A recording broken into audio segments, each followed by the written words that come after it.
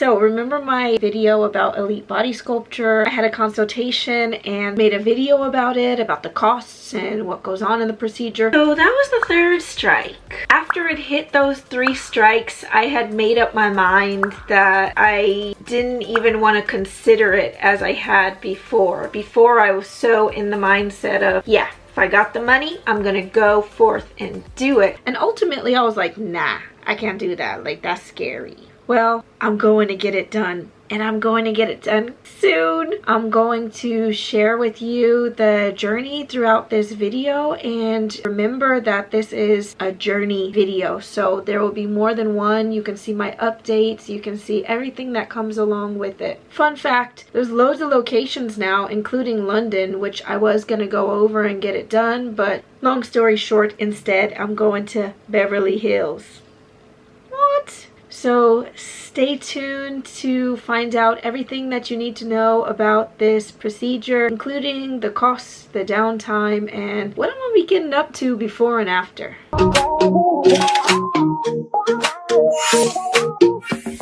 It's official. It's me after the surgery. And as the girl in the beginning said, I'm going to give you all the deets. Make sure you subscribe and hit the notification bell so you don't miss this series. Let's start from the beginning.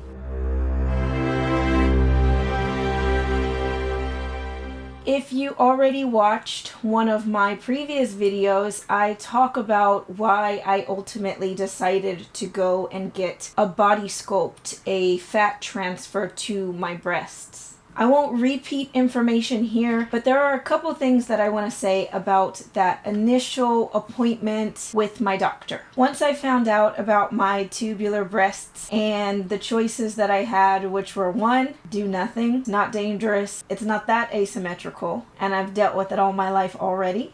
2, get breast implants, which, look, I'm all for any woman who wants to do anything to herself. I support you for any kind of improvement you want to do on your life, with your spirit, and with your body. But for me, the thought of getting cut open and having something foreign put in there just felt very absolutely naughty. And one thing that I found interesting is that the doctor let me know that some people that have tubular breasts, actually, they have to undergo a tissue stretching procedure often before they can even get implants. And the third option, of course, was the fat transfer to the breasts. I also want to mention that the doctor knew about breast pumps for tissue expansion because he said some of these were used by certain medical professionals for tissue expansion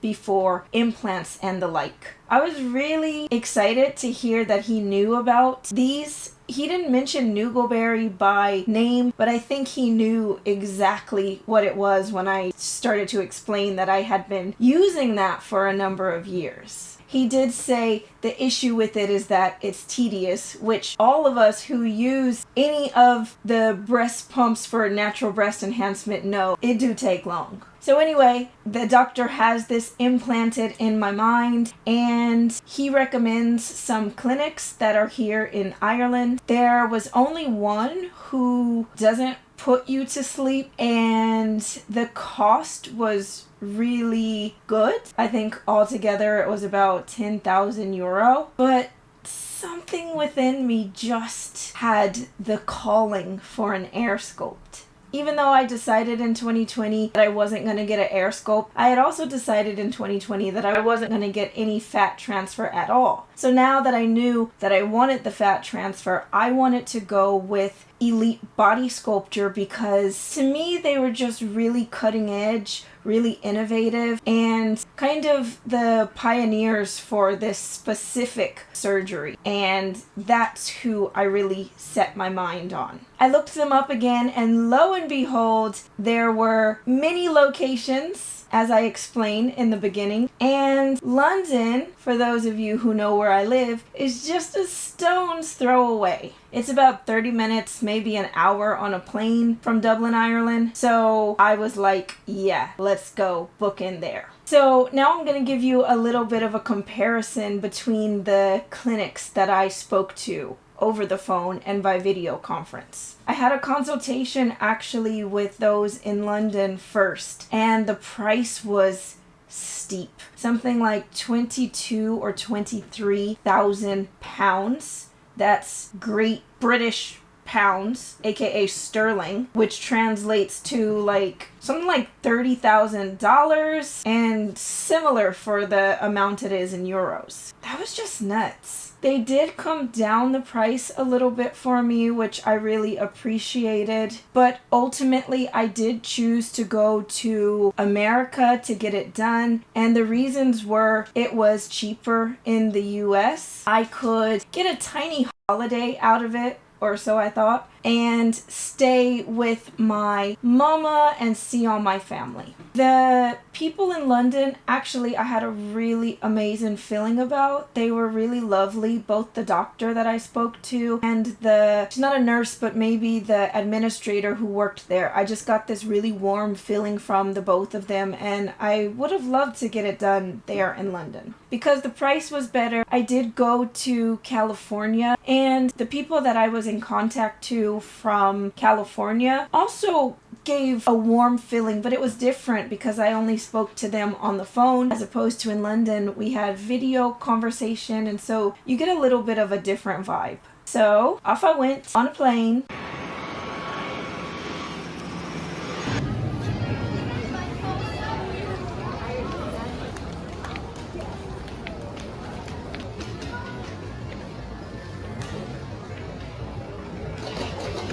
Before the procedure, I was told to eat well. Over the phone, one of the nurses said, get a breakfast burrito or bacon and eggs and pancakes. Of course, she doesn't know I'm vegan, but I was just like, I don't even eat breakfast like that.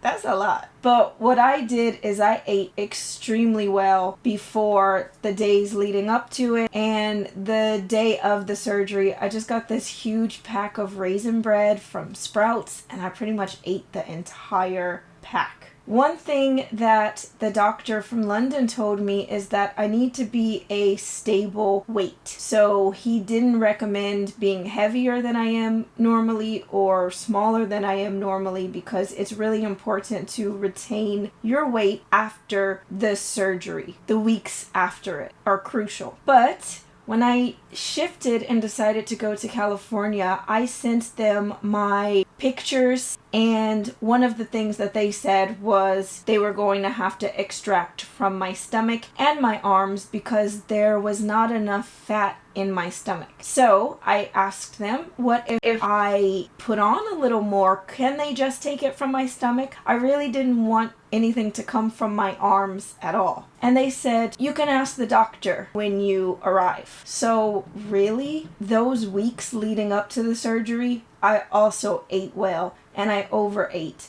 And I'm pretty good at that. Pre-op time, I feel really like kind of chunky because I was trying to put on more weight in my stomach so that they didn't have to extract it from. What? It's straight on camera.